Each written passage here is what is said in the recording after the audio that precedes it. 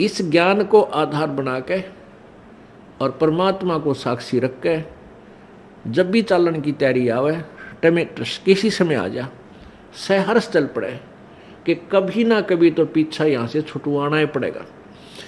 मान लीजिए आप परमात्मा के मार्ग पर लगे हुए हो और आपके साथ कोई ऐसी घटना, वैसे तो मालिक घटना नहीं देता जल्दी सी, वो भी आपकी कोई त्रुटि होगी या परमात्मा की कोई और रजा होगी, उसमें वो आपके हित में ही होगी। जैसे जिसको हम अकाल मौत कहते हैं, तो यहाँ पहले तो अकाल मौत आपकी होगी नहीं, और होगी तो घनी आपके ऊपर मेहर होगी, कोई विशेष कृपा होगी, या आपका नाम टूट चुका हो।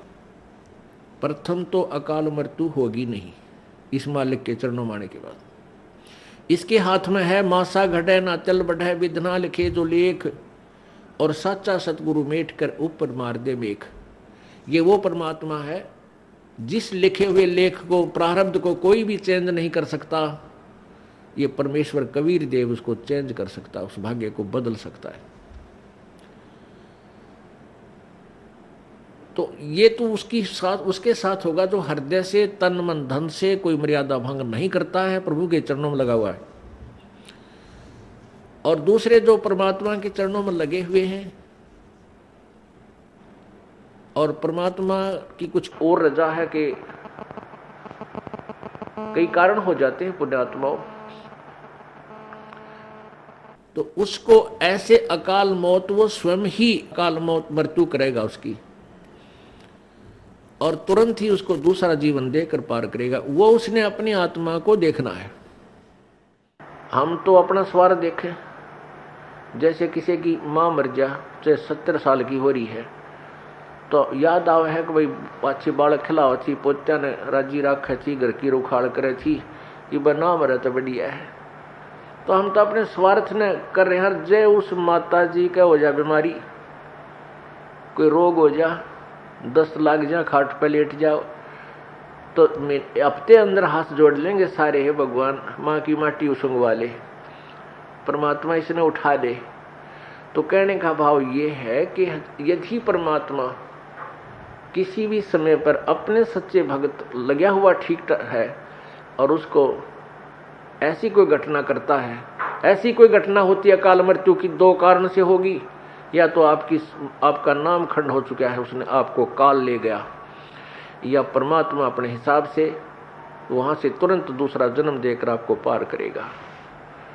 अपने आत्मा, हम जैसे दीर्घ रोग है हमारे को जन्म और मृत्यु का एक दीर्घ रोग है, ये कैंसर हो रही है।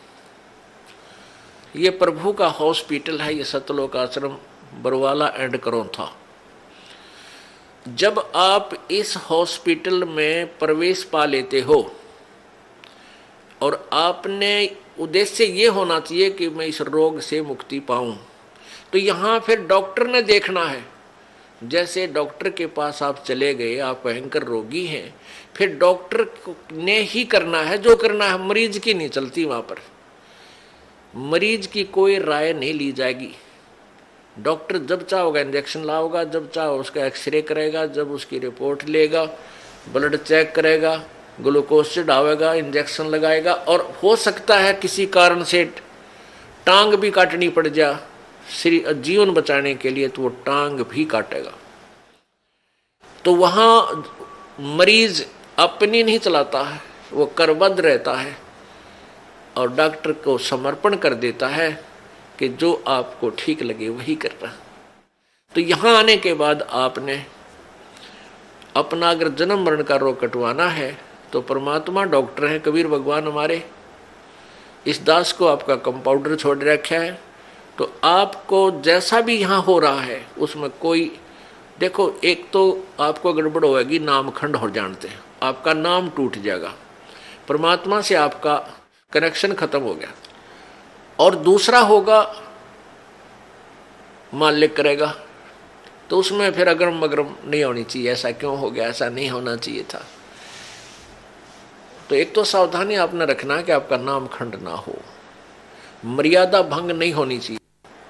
पुण्यात्माओं, आप इस काल के जाल से अपरिचित हो, इस कारण से इस मार्ग को इतना सीरियसली नहीं लेते।